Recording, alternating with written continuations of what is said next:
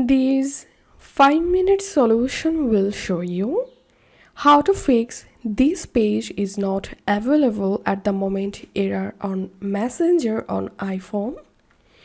To fix this issue, follow these easy and quick steps. The first solution is check your internet connection. Make sure to use a strong internet connection.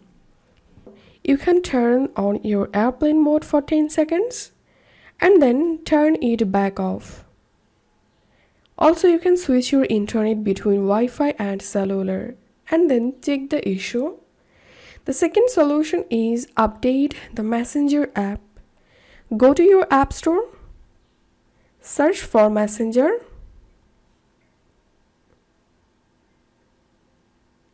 If you see any update available, then update the app and then check the issue. The third solution is offload the app. Go to your iPhone settings, scroll down, tap on General, tap on iPhone storage, search for Messenger, tap on it, tap on offload app,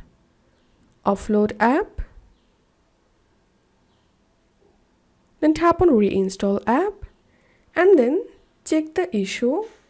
And the last and final solution is uninstall your Messenger app and reinstall it from App Store.